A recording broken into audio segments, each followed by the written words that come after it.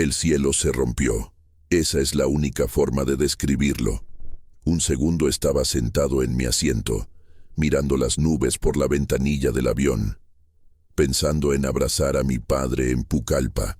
Al siguiente, el mundo se convirtió en un infierno de metal retorcido, gritos ahogados y un rugido ensordecedor que me hizo sentir que la muerte había llegado por mí.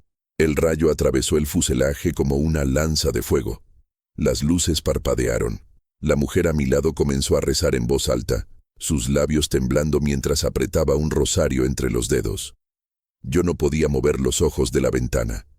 Vi cómo el ala derecha se desprendía del avión y caía, girando, hacia la jungla verde que se extendía infinita debajo de nosotros. No hubo tiempo para despedirme. No hubo tiempo para pensar. Solo existía el vacío, el vértigo y la certeza absoluta de que iba a morir. El avión se inclinó violentamente hacia un lado. Maletas, personas, asientos, todo salió volando dentro de la cabina. Alguien gritó mi nombre, pero no supe quién era. El sonido era un caos de voces rotas, metal chirriando y el viento aullando como una bestia rabiosa. Cerré los ojos con tanta fuerza que me dolieron.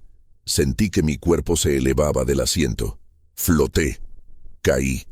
Giré en el aire como un muñeco de trapo lanzado desde el cielo. Cuando abrí los ojos de nuevo, ya no estaba en el avión. Estaba cayendo. El aire me golpeaba el rostro con una violencia brutal. Veía la jungla acercándose a una velocidad imposible. Miles de árboles apretados unos contra otros. Una alfombra verde sin fin. Pensé en mi madre. Pensé en mi padre esperándome en el aeropuerto. Pensé que nunca los volvería a ver. Luego el impacto. Un dolor indescriptible. Todo se volvió negro. Silencio absoluto.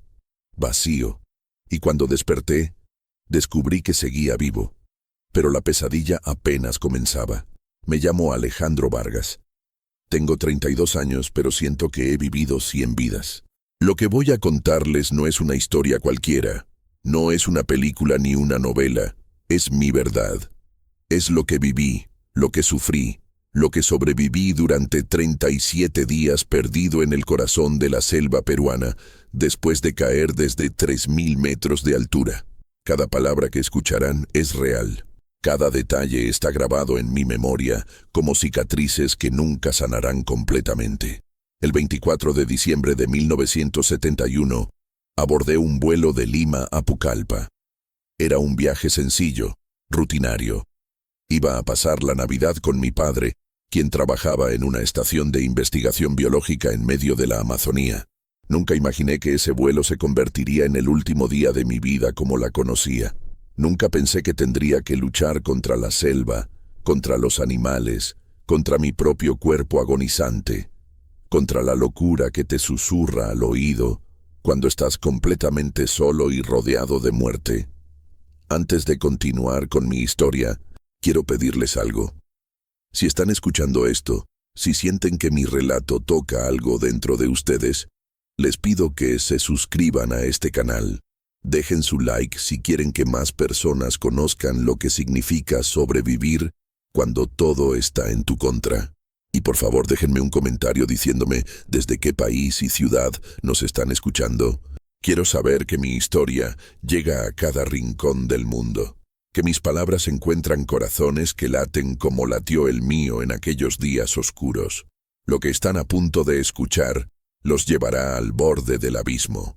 Los haré sentir el frío de la noche en la jungla, el dolor de las heridas infectadas, el sabor amargo del agua sucia que bebí para no morir de sed. Los haré caminar conmigo por el infierno verde, donde cada sombra puede ser tu muerte. Porque lo que les voy a contar no tiene final feliz. Tiene supervivencia. Y a veces, sobrevivir es mucho más difícil que simplemente morir. Desperté colgando de un árbol gigante, todavía amarrado al asiento del avión. No sé cuánto tiempo estuve inconsciente. Podían haber sido minutos u horas. El sol entraba en rayos oblicuos entre las copas de los árboles, creando columnas de luz dorada que atravesaban la bruma espesa de la jungla. Mi primer pensamiento no fue «estoy vivo». Fue ¿Por qué no puedo mover las piernas? El pánico llegó después, cuando intenté gritar y solo salió un gemido ronco de mi garganta. Tenía la boca llena de sangre. Escupí y sentí que me faltaban 2 dientes. El dolor era un rugido constante en todo mi cuerpo, pero lo extraño es que no podía identificar de dónde venía exactamente. Era como si cada célula de mi ser estuviera en llamas. Miré hacia abajo y vi que estaba suspendido a unos 5 metros del suelo. Las correas del asiento me habían salvado la vida, manteniéndome atado mientras caía atravesando ramas y lianas que habían frenado mi descenso. Debajo de mí, el suelo de la selva era una alfombra marrón de hojas podridas, raíces retorcidas y una vegetación tan densa que apenas se veía la tierra. Escuché sonidos por todas partes, chirridos de insectos, cantos de pájaros que nunca había oído, el goteo constante del agua cayendo de las hojas, y algo más. Un olor penetrante a gasolina quemada mezclado con humo y algo peor. Algo que mi mente no quería reconocer pero que mi instinto sabía perfectamente. El olor de la muerte. Intenté desabrochar el cinturón de seguridad con dedos temblorosos. Me tomó varios minutos porque mis manos estaban resbaladizas de sangre. Cuando finalmente se dio, caí directo al suelo.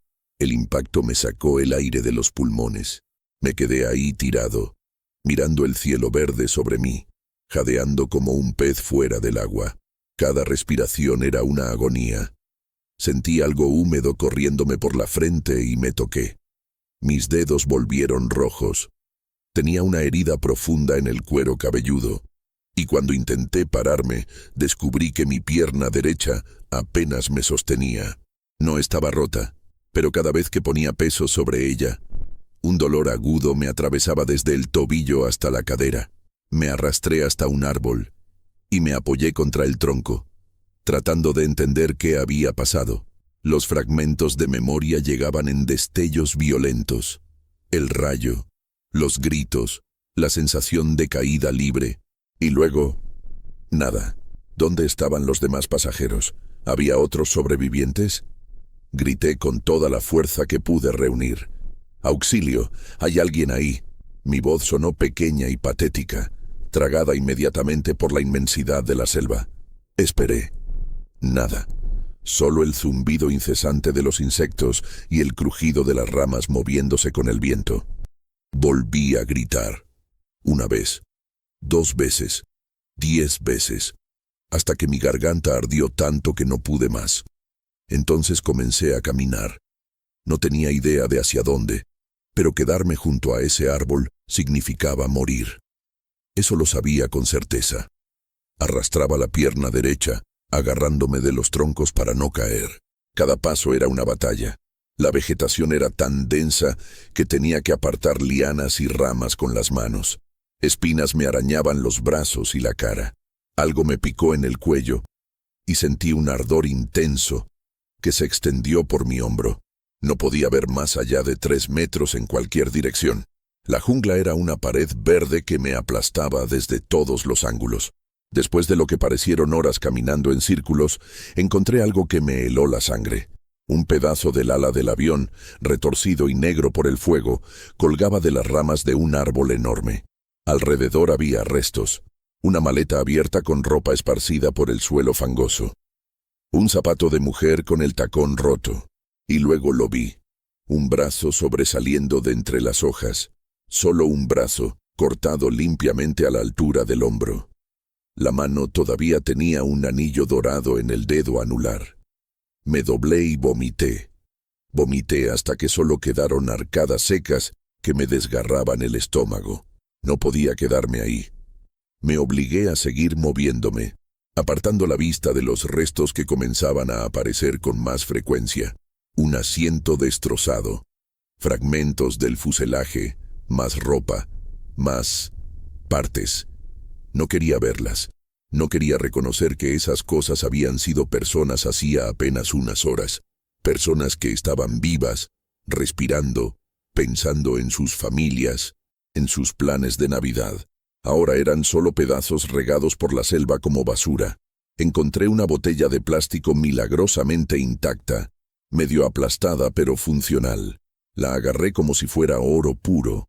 También encontré una pequeña navaja plegable entre los escombros, todavía cerrada, con el mango rojo. La guardé en mi bolsillo. No sabía para qué me serviría, pero tener algo, cualquier cosa, me hacía sentir menos vulnerable. El sol comenzaba a descender y la jungla se oscurecía rápidamente. Los sonidos cambiaban. Los pájaros dejaban de cantar y aparecían otros ruidos. Gruñidos bajos, crujidos de ramas, el chapoteo de algo grande moviéndose en el agua cercana. La noche llegó como una cortina negra. Una oscuridad tan absoluta que no podía ver mi propia mano frente a mi cara. Me acurruqué contra un árbol, temblando de frío y miedo. La temperatura había bajado drásticamente. Mi ropa, empapada de sangre y sudor, se pegaba a mi piel helada. Cada músculo de mi cuerpo dolía. Las heridas pulsaban con su propio latido enfermizo. Cerré los ojos, pero no pude dormir. Los sonidos de la selva nocturna me mantenían en un estado de alerta constante. Rugidos lejanos, el aleteo de murciélagos pasando cerca de mi cabeza, el siseo de algo arrastrándose entre las hojas. En algún momento de esa primera noche interminable, mientras temblaba y lloraba en silencio, me di cuenta de algo terrible. No sabía dónde estaba. No sabía en qué dirección caminar. No tenía comida, ni agua limpia, ni refugio. Estaba completamente solo en millones de hectáreas de selva virgen, y nadie sabía que había sobrevivido. Para el mundo exterior, yo estaba muerto. Tan muerto como todos los demás pasajeros de ese vuelo maldito. Esa comprensión me golpeó con más fuerza que la caída del avión. Podía morir aquí, y nadie encontraría mi cuerpo jamás. El amanecer llegó con una luz grisácea que apenas penetraba el dosel de árboles sobre mi cabeza. Me desperté cubierto de insectos. Hormigas rojas recorrían mis brazos, picándome, dejando ronchas que ardían como brasas. Las aparté frenéticamente, golpeándome el pecho y los brazos hasta que mi piel quedó enrojecida. Cuando miré mis heridas, sentí que el estómago se me revolvía. La que tenía en la pierna derecha estaba hinchada, los bordes de color púrpura oscuro, y algo se movía dentro. Acerqué la cara, conteniendo las náuseas, y vi larvas blancas retorciéndose en la carne abierta. Las moscas habían llegado durante la noche mientras yo dormitaba entre el delirio y el terror. Saqué la navaja del bolsillo con manos temblorosas. Tenía que sacarlas. Si las dejaba, la infección se extendería y moriría de septicemia en medio de la nada. Presioné la punta de la navaja contra mi pierna y comencé a extraer los gusanos uno por uno. El dolor era insoportable. Mordí un palo para no gritar, mientras las lágrimas corrían por mis mejillas. Cada larva que sacaba la dejaba caer al suelo y la aplastaba con rabia. Cuando terminé, la herida sangraba profusamente. Arranqué un pedazo de mi camisa y lo amarré alrededor de mi pierna, apretándolo hasta que el flujo de sangre disminuyó. Necesitaba agua. Mi lengua estaba hinchada y seca como papel de lija. La botella que había encontrado el día anterior estaba vacía. Me puse de pie, ignorando el mareo que nublaba mi visión, y comencé a buscar. Recordé que mi padre me había enseñado que en la selva siempre hay agua si sabes dónde buscar. Observé el terreno, buscando señales. Allí, a unos 20 metros, vi que el suelo descendía ligeramente. Seguí esa pendiente, arrastrándome cuando la pierna no me sostenía, agarrándome de raíces y troncos. El sonido del agua apareció primero, un murmullo suave que me hizo acelerar el paso a pesar del dolor. Era un arroyo pequeño, no más ancho que mi brazo, fluyendo sobre piedras cubiertas de musgo. El agua era marrón, turbia, llena de sedimentos. Sabía que beberla así podía enfermarme gravemente, pero la alternativa era morir de sed. No tenía opción. Me arrodillé junto al arroyo, hundí la cara en el agua y bebí como un animal desesperado. Sabía a tierra y a algo amargo que no pude identificar, pero en ese momento fue el mejor líquido que había probado en mi vida. Llené la botella hasta el tope y seguí bebiendo directamente del arroyo hasta que mi estómago se sintió pesado y distendido. Decidí seguir el curso del agua. Los ríos en la selva eventualmente llevan a asentamientos humanos. Si caminaba río abajo, tarde o temprano encontraría gente. Tenía que creerlo. Era lo único que me mantenía en movimiento. Pero caminar junto al arroyo era más difícil de lo que imaginaba. Las orillas estaban cubiertas de barro resbaladizo. Me caí 3 veces en la primera hora. Cada caída era una agonía que me dejaba sin aliento. La pierna herida se negaba a responder correctamente. A veces cedía sin previo aviso y me encontraba de bruces en el fango, escupiendo tierra y hojas podridas. El segundo día se fundió con el tercero en una bruma de dolor y desorientación. Perdí la noción del tiempo. El sol apenas era visible entre las copas de los árboles, así que no podía calcular las horas. Caminaba. Me detenía para beber agua turbia. Seguía caminando. Mi mente comenzaba a jugarme trucos. Veía sombras moverse entre los árboles y giraba bruscamente, esperando encontrar a alguien, pero siempre era solo el viento o un animal huyendo. Escuchaba voces llamándome. La voz de mi madre diciéndome que volviera a casa. La voz de mi padre gritando mi nombre. Pero cuando respondía, solo me devolvía el eco hueco de mi propia desesperación. Una tarde, no sé cuál, encontré más restos del avión. Esta vez, era una sección grande del fuselaje, enterrada en el barro de una hondonada. La estructura metálica estaba retorcida en ángulos imposibles, carbonizada por el fuego. Me acerqué lentamente, con el corazón martillando en mi pecho. Dentro había cuerpos. 3 que pude contar. Estaban en posiciones antinaturales, algunos todavía sujetos a sus asientos. No podía ver sus rostros y no quería verlos. El olor era insoportable, dulzón y pútrido. Moscas verdes formaban nubes densas alrededor de los cadáveres. Me aparté tambaleándome, vomitando bilis porque ya no quedaba nada más en mi estómago. Pero antes de irme, vi algo que no podía dejar atrás. Había una mochila pequeña atrapada entre los asientos retorcidos. Me obligué a volver, respirando por la boca para no oler el hedor. Agarré la mochila y salí corriendo de ahí lo más rápido que mi pierna destrozada me permitía. Cuando estuve a una distancia segura, abrí la mochila con dedos frenéticos. Dentro había una caja de cerillas milagrosamente seca, envuelta en plástico. También había una barra de chocolate derretida y un paquete de galletas aplastadas. Lloré al verlas. Lloré y reí al mismo tiempo como un loco. Comida. Tenía comida. Me comí la mitad de las galletas ahí mismo, masticando lentamente a pesar de la urgencia de devorarlas todas. Sabía que tenía que racionar. No sabía cuánto tiempo más estaría perdido. El chocolate lo guardé para más tarde. Las cerillas eran un tesoro. Con fuego podría mantenerme caliente en las noches heladas, cocinar si encontraba algo comestible, ahuyentar animales. Guardé todo en la mochila y me la colgué al hombro. Pesaba poco, pero significaba la diferencia entre la vida y la muerte. Esa noche construí mi primer refugio.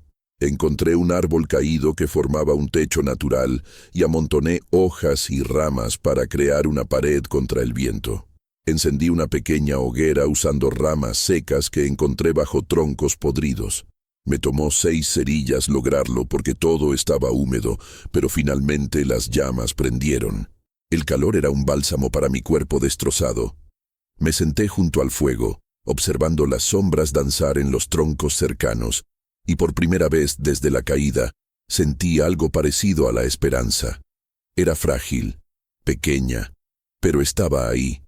Todavía respiraba, todavía podía luchar. Pero la selva no perdona, y lo que me esperaba en los días siguientes haría que estos primeros días parecieran sencillos. La fiebre llegó en el 7º día, o tal vez era el 8º. Ya había perdido la cuenta. Me desperté tiritando violentamente a pesar de que el aire de la selva era denso y caluroso. Mi cuerpo ardía desde adentro, como si tuviera carbones encendidos bajo la piel. Las heridas en mis piernas y brazos se habían convertido en algo monstruoso. La carne alrededor estaba negra y supuraba un líquido amarillento que olía a podrido. Sabía lo que significaba. Gangrena, infección avanzada. Si no hacía algo pronto, perdería las extremidades o directamente la vida. Me arrastré hasta el arroyo y lavé las heridas con agua fría, frotando tan fuerte que grité del dolor. Necesitaba limpiarlas, sacar toda la porquería que se había acumulado. Arranqué tiras de mi camisa, ya convertida en harapos, y las mojé en el agua antes de envolverlas alrededor de las heridas más graves. No era suficiente, lo sabía, pero era todo lo que tenía. Mientras estaba ahí, arrodillado junto al agua con las manos hundidas en el barro, escuché algo que me paralizó. Voces humanas hablando en la distancia. Me puse de pie tan rápido que casi me desmayo. «¡Aquí! ¡Estoy aquí!», grité con toda la fuerza que me quedaba. Mi voz salió quebrada y rasposa, pero seguí gritando. «¡Auxilio, por favor!». Corrí hacia donde creía haber escuchado las voces, tropezando con raíces, cayendo, levantándome, volviendo a caer. Las ramas me azotaban la cara. Una me cortó justo debajo del ojo izquierdo y sentí la sangre caliente corriendo por mi mejilla. No me importó. Seguí corriendo, gritando, rogando que alguien me escuchara, pero cuando llegué al lugar de donde provenían las voces, no había nadie. Solo el viento moviendo las hojas y el sonido del agua golpeando contra las piedras. Me dejé caer de rodillas sollozando. Había sido mi imaginación, mi cerebro enfermo creando esperanzas donde no las había. Las alucinaciones se estaban volviendo más frecuentes. A veces veía a mi madre de pie entre los árboles, sonriéndome, extendiéndome la mano. Otras veces era mi padre, llamándome desde algún lugar que no podía alcanzar. Sabía que no eran reales, pero eso no hacía que desaparecieran. Las galletas se habían acabado hacía 2 días. El chocolate lo había comido en un momento de debilidad, cuando la desesperación me aplastaba tanto que necesitaba algo, cualquier cosa, para sentir que todavía era humano. Ahora no tenía nada. El hambre era un animal vivo dentro de mí, royendo mis entrañas, retorciéndome el estómago en nudos dolorosos. Intenté comer hojas, pero la mayoría me hacían vomitar. Encontré unas bayas rojas que parecían comestibles. Comí 3 y a los 20 minutos estaba retorciéndome en el suelo, con calambres tan violentos que pensé que moriría. Pasé horas vomitando y evacuando líquido, perdiendo lo poco que me quedaba de fuerza. Esa noche, mientras yacía junto a una hoguera débil que apenas mantenía las sombras a raya, tomé una decisión. Si iba a morir aquí, no sería sin pelear. Esperaría hasta el amanecer y entonces seguiría el arroyo sin importar qué. Caminaría hasta que mis piernas dejaran de funcionar. Me arrastraría si era necesario. Pero no me quedaría quieto esperando que la muerte viniera por mí. Mi padre siempre decía que los Vargas no se rendían, que teníamos sangre de guerreros. En ese momento, acostado en la tierra húmeda con el cuerpo destrozado y la mente al borde del colapso, esas palabras fueron lo único que me mantuvo aferrado a la vida. El 10º día encontré algo extraordinario. El arroyo que había estado siguiendo se unía con otro más grande, formando un río de verdad. El agua fluía más rápido aquí, golpeando contra rocas grandes que sobresalían de la corriente. En la orilla opuesta vi algo que me hizo contener la respiración. Marcas de hacha en un tronco. Eran viejas. La madera ya estaba grisácea, pero eran definitivamente marcas hechas por humanos. Alguien había estado aquí. Quizás hacía meses o años, pero alguien había caminado por este lugar. Crucé el río con el agua llegándome hasta la cintura. La corriente era fuerte y casi me arrastra varias veces. Mis pies resbalaban en las piedras cubiertas de algas. Cuando finalmente llegué al otro lado, estaba temblando de agotamiento. Pero no me detuve. Seguí la orilla río abajo, buscando más señales de presencia humana. Y las encontré.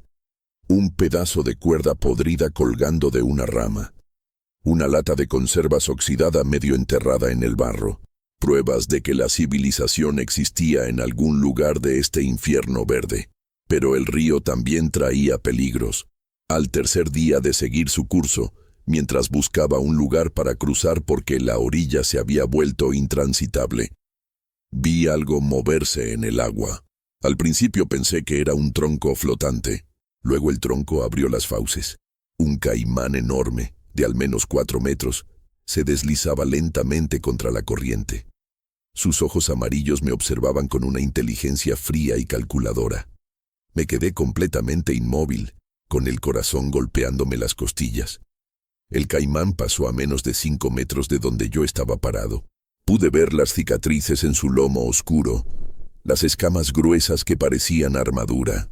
Cuando finalmente desapareció río arriba, me alejé del agua y decidí caminar más tierra adentro. Prefería enfrentarme a la maleza espesa que terminar en el estómago de ese monstruo. El hambre se había vuelto insoportable. Mi cuerpo estaba consumiendo sus propias reservas. Podía ver mis costillas marcándose bajo la piel sucia. Mis brazos eran palos cubiertos de pellejo. Las heridas habían dejado de sangrar, pero tampoco sanaban. Simplemente existían, costrosas y feas, recordándome constantemente mi fragilidad.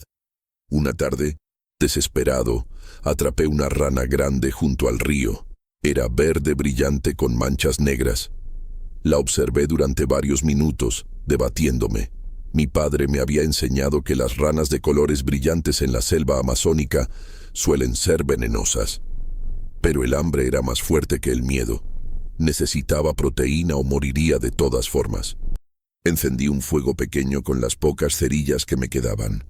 Solo 3. Después de esta, no habría más. Ensarté la rana en un palo y la sostuve sobre las llamas hasta que la piel se puso negra y crujiente. El olor era terrible, pero mi estómago rugió de anticipación. Me comí la rana entera, masticando los huesos pequeños, tragando cada pedazo aunque el sabor era amargo y extraño. Esperé. Pasaron los minutos y no morí. No sentí náuseas ni mareos. Solo un leve alivio en mi estómago vacío. Había apostado mi vida y ganado. Esa noche cacé 2 ranas más y las devoré crudas porque no quería gastar otra cerilla. En el día 14, mientras caminaba como un zombi siguiendo el río, escuché un sonido que no pertenecía a la selva. Un sonido mecánico, rítmico, distante. Me detuve, entrecerrando los ojos, tratando de identificarlo. Allí, otra vez. Era el golpeteo de metal contra madera. Alguien estaba cortando árboles. Alguien estaba cerca. El corazón me dio un vuelco. Me moví hacia el sonido tan rápido como pude, ignorando el dolor, ignorando el agotamiento. Las ramas me arañaban, pero no sentía nada. Solo existía ese sonido, esa promesa de salvación. Atravesé un muro de helechos gigantes y salí a un pequeño claro. Y allí, junto al río, vi una estructura. Una choza de madera con techo de hojas de palma. Había ropa colgando en una cuerda. Una canoa amarrada a un poste. Y 2 hombres. 2 hombres de verdad, no alucinaciones, trabajando cerca del agua. Uno de ellos levantó la vista y me vio. Su rostro se transformó en una máscara de horror absoluto. Dejó caer el hacha que sostenía. Intenté hablar, pero solo salió un gemido. Di un paso hacia ellos y el mundo comenzó a girar. Mis piernas cedieron. Caí de cara contra la tierra y lo último que vi antes de perder la conciencia fue a los 2 hombres corriendo hacia mí, sus voces gritando palabras que no pude entender. Y luego, oscuridad. Pero esta vez era diferente. Esta vez no estaba solo en la oscuridad. Había voces reales, manos tocándome. Alguien estaba diciendo, está vivo, está vivo. Y por primera vez en 14 días, me permití creer que tal vez, solo tal vez, no moriría en esta selva maldita. El usuario quiere que continúe con el capítulo 4 con 1500 palabras. Necesito mantener la narrativa en primera persona, en español latino, siendo dramático y visceral. Alejandro ha sido encontrado por 2 leñadores, así que ahora debo desarrollar lo que pasa después.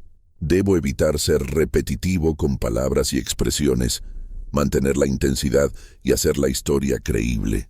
También debo recordar que aún quedan más días por narrar. El título dice 37 días, y solo llevamos 14. Necesito crear más obstáculos y drama antes del rescate final. Cuando abrí los ojos, estaba dentro de la choza. El techo de palma se movía suavemente con el viento. Había una manta áspera sobre mi cuerpo y algo húmedo y fresco en mi frente. Intenté incorporarme, pero una mano firme me empujó de vuelta. «Quieto, muchacho, estás muy mal». La voz era grave, cansada, con un acento que no reconocí de inmediato. Giré la cabeza y vi a uno de los hombres que había visto antes de desmayarme. Tenía el rostro curtido por el sol, arrugas profundas alrededor de los ojos y una barba gris desprolija. Me observaba con una mezcla de preocupación y asombro. «El avión», logré susurrar. Mi garganta estaba tan seca que las palabras raspaban al salir. «Caí del avión». El hombre asintió lentamente. «Lo sabemos. Escuchamos en la radio hace 2 semanas. Decían que no había sobrevivientes. Todos muertos». Me ofreció agua en una taza de metal abollada. Bebí con desesperación, derramando la mitad por mi barbilla. «Tranquilo, despacio o vas a vomitar». Tenía razón. Sentí náuseas inmediatamente, pero logré controlarlas. El agua sabía limpia, fresca, casi dulce comparada con el líquido turbio que había estado bebiendo del río. El segundo hombre entró a la choza cargando leña. Era más joven, quizás 30 años, con brazos musculosos y manos callosas. Me miró y sacudió la cabeza. «Pensé que eras un espíritu cuando te vi. Nunca había visto a alguien tan cerca de la muerte y todavía caminando». Se llamaba Ricardo.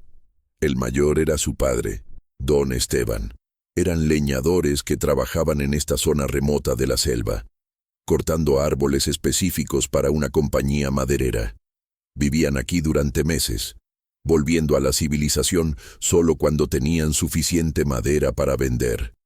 Don Esteban examinó mis heridas con cuidado. Su rostro se oscureció mientras desenvolvía los trapos sucios que cubrían mi pierna. «Esto está infectado, muy infectado». Olió la herida y frunció el ceño. «Necesitas antibióticos, necesitas un hospital. Aquí no puedo hacer mucho». Pero hizo lo que pudo. Hirvió agua en una olla negra sobre el fuego y limpió cada herida meticulosamente, usando un trapo limpio que sumergía en el agua caliente. El dolor era tan intenso que mordí mi propio brazo para no gritar. Lágrimas corrían por mis mejillas, pero no hice ningún sonido. Ya había aprendido que gritar en la selva no servía de nada. Ricardo trajo una botella de aguardiente y la vertió directamente en la herida más grande de mi pierna. Esta vez sí grité. Fue como si me clavaran hierros candentes en la carne. Mi espalda se arqueó y don Esteban tuvo que sujetarme para que no me moviera. «Ya está, ya pasó. Lo siento, muchacho, pero es la única forma de matar la infección». Envolvió mis piernas con tela limpia, apretando firmemente. «Vas a quedarte aquí hasta que puedas caminar. Luego te llevaremos río abajo hasta San Miguel. Allí hay un dispensario médico. Es un viaje de 3 días en canoa. 3 días. Después de 14 días solo, 3 días más parecían eternos, pero al menos no estaría solo». Esa noche comí comida de verdad por primera vez desde el accidente. Ricardo preparó un guiso de yuca con pescado que habían atrapado en el río. Era simple, sin muchos condimentos, pero para mí sabía como el mejor banquete que había probado. Me comí 3 platos hasta que mi estómago, encogido por el hambre, no pudo recibir más. Esa noche dormí en un catre improvisado, bajo techo, con el sonido de la lluvia golpeando las hojas de palma.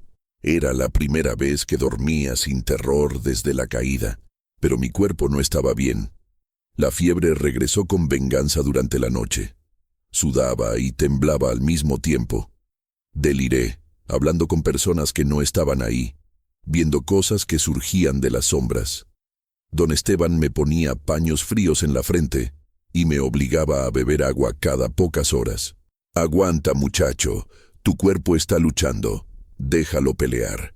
Ricardo me contó después que en algún momento de esa segunda noche grité que el avión se estaba cayendo otra vez, que tenía que advertirle a todo el mundo.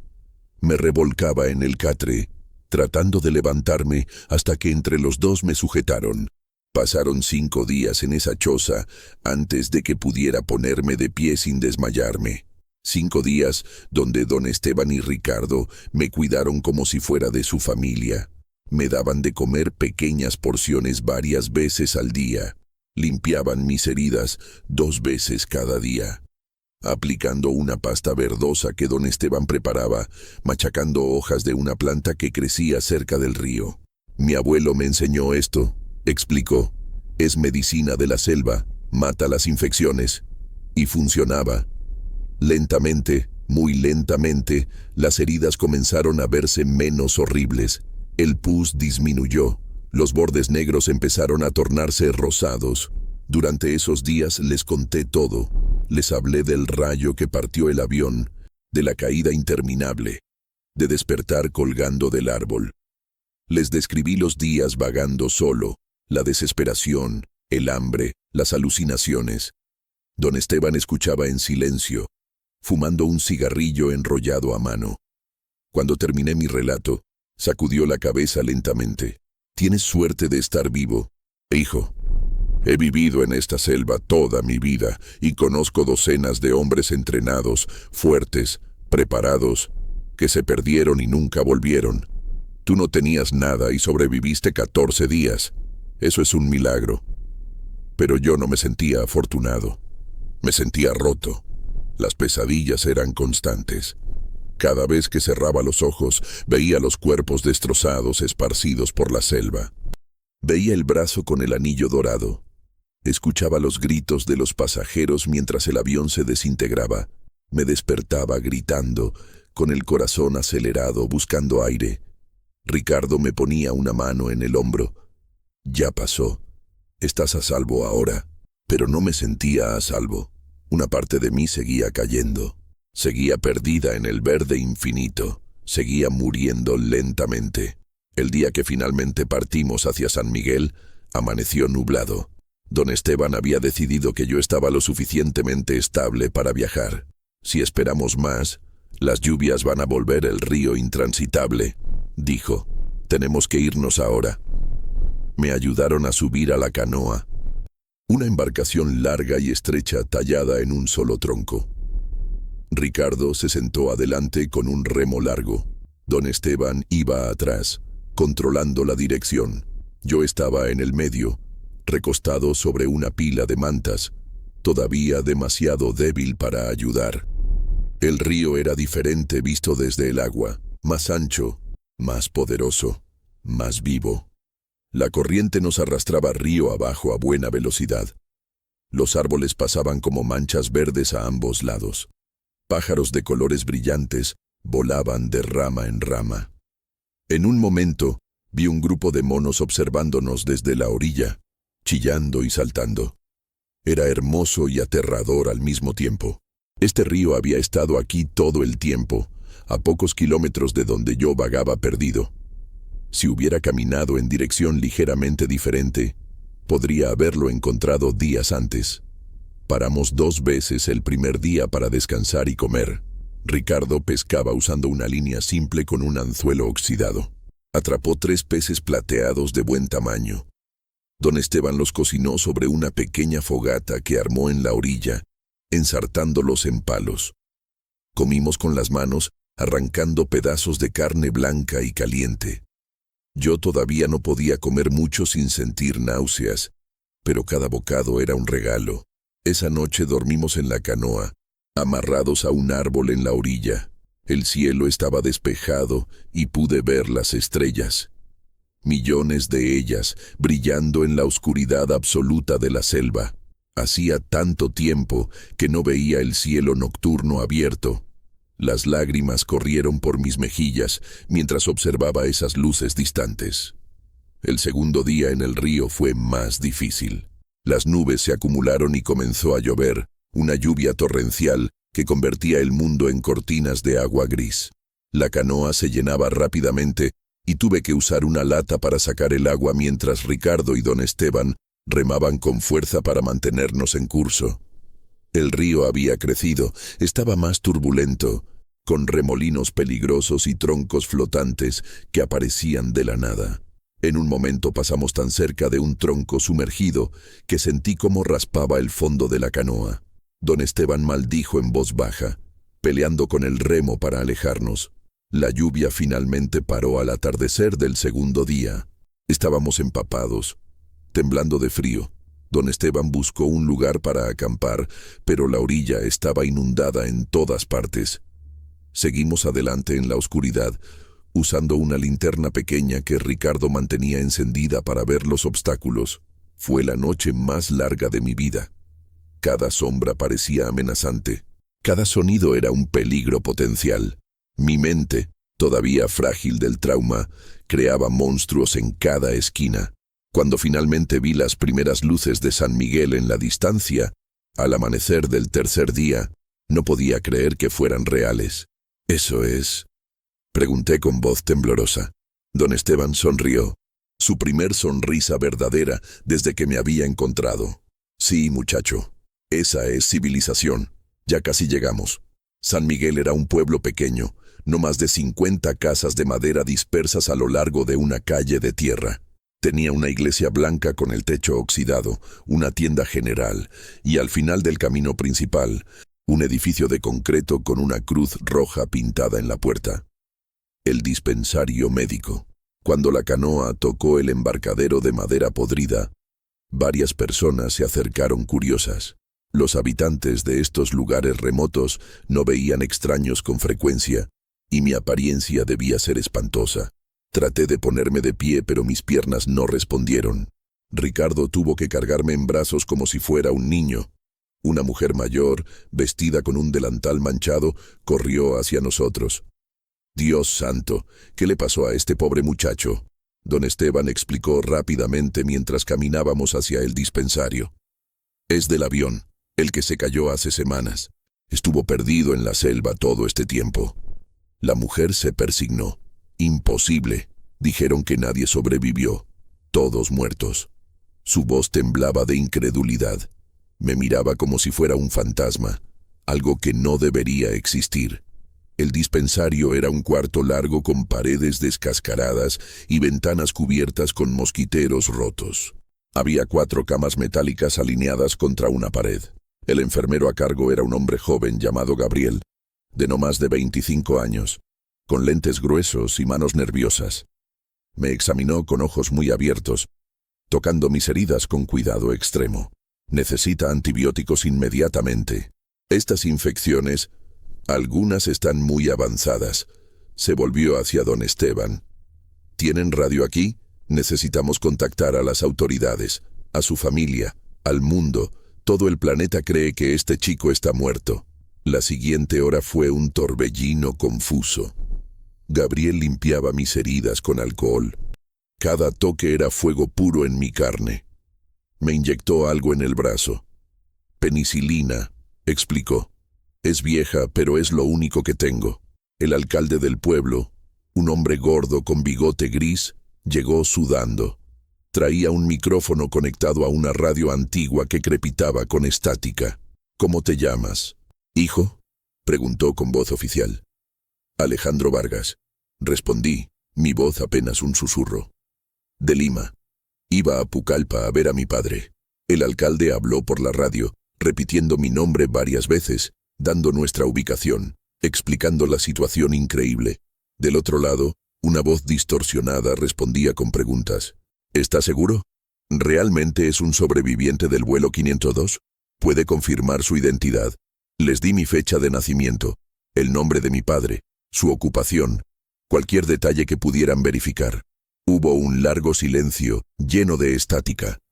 Luego la voz regresó, más urgente. «Van a enviar un helicóptero, mañana al amanecer. Manténganlo estable». Esa noche dormí en una de las camas del dispensario, pero el sueño no me trajo descanso. Las pesadillas eran más vívidas que nunca. Soñé que seguía en la selva, que San Miguel era una alucinación más, que despertaría colgando del árbol otra vez. Me desperté gritando 3 veces.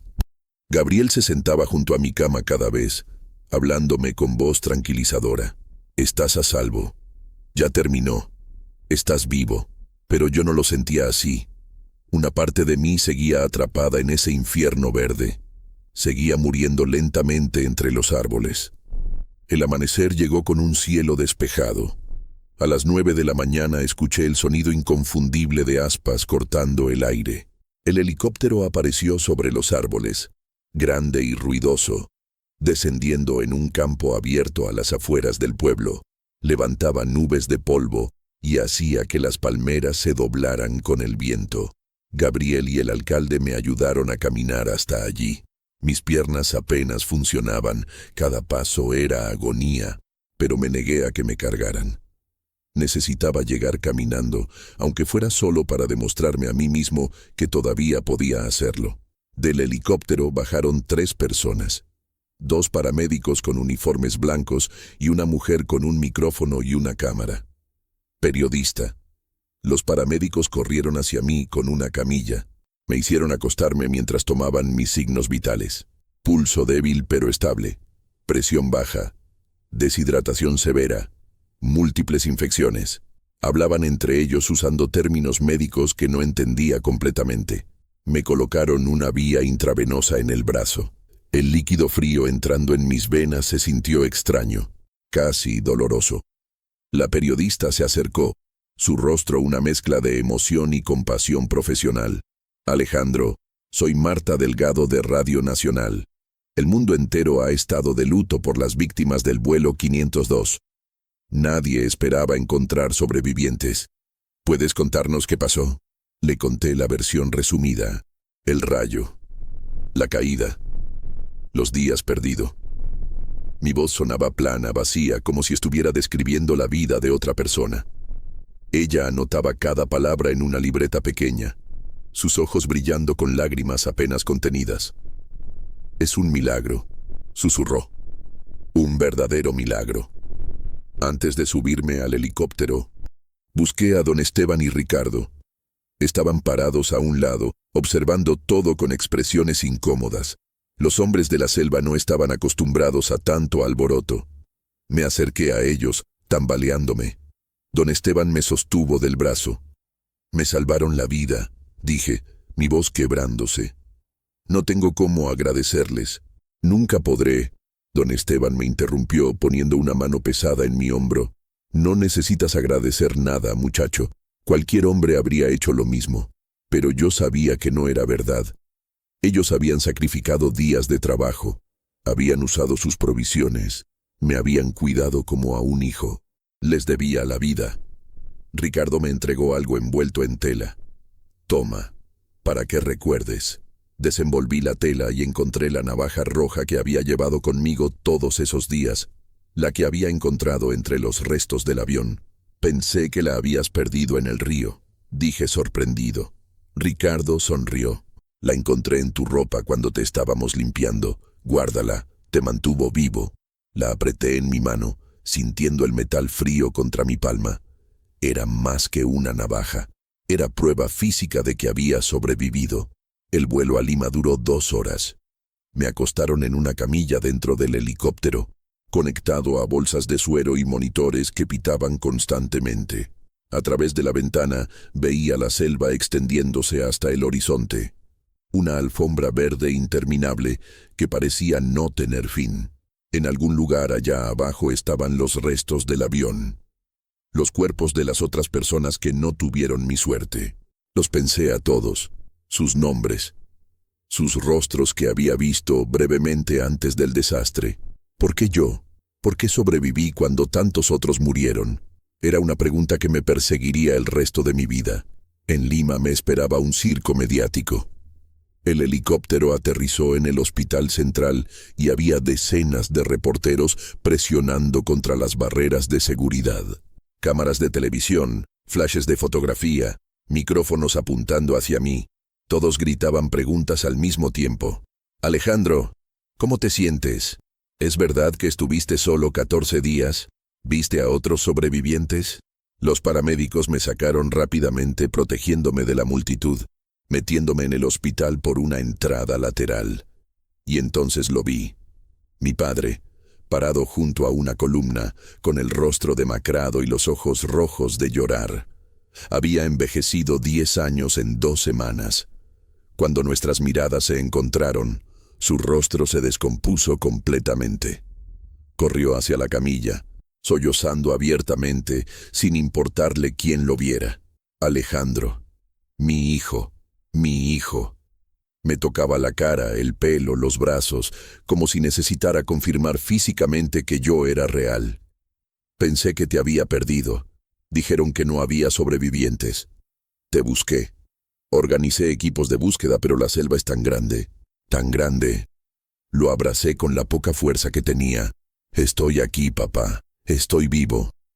Y en ese momento, rodeado por el caos del hospital, sosteniendo a mi padre mientras él lloraba, finalmente sentí que era verdad. Había sobrevivido. Contra toda lógica, contra toda probabilidad, había salido de ese infierno verde.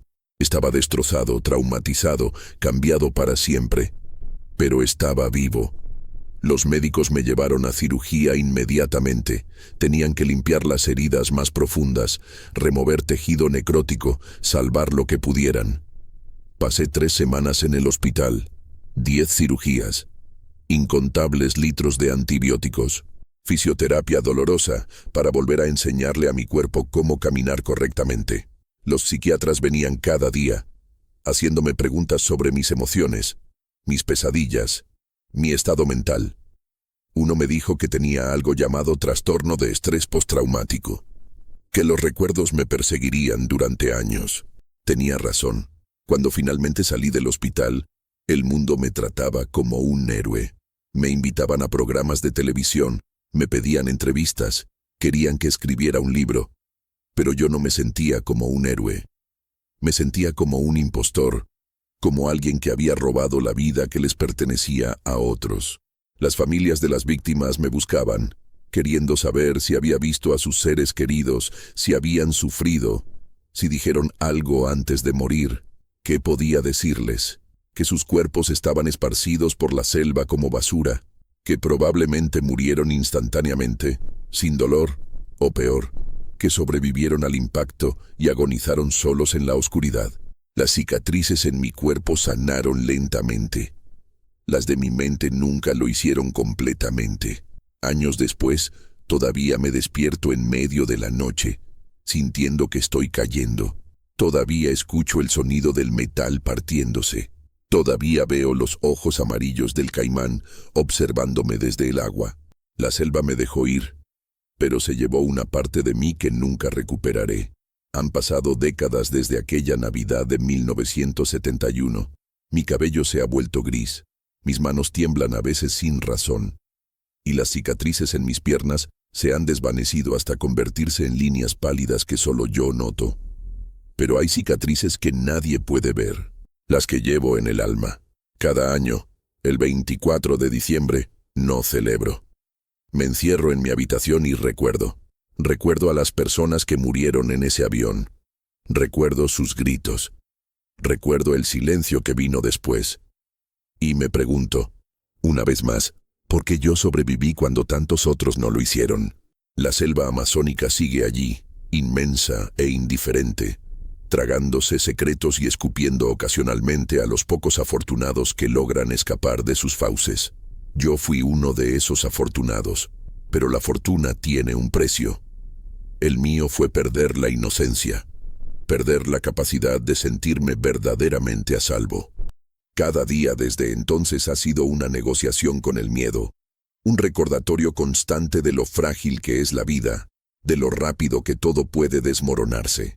Si algo aprendí en aquellos 37 días de infierno es esto: la vida no te debe nada. La supervivencia no es justa ni lógica, es pura casualidad mezclada con terquedad. Yo caí del cielo y la selva decidió no matarme. Ahora cargo con esa deuda impagable. Vivo no solo por mí, sino por todos los que no pudieron contar su historia. Esta es mi carga. Este es mi testimonio. Y mientras mi corazón siga latiendo, el recuerdo de aquellos días nunca morirá. Gracias por acompañarme en este relato de supervivencia. Si esta historia te conmovió, te invito a que la compartas.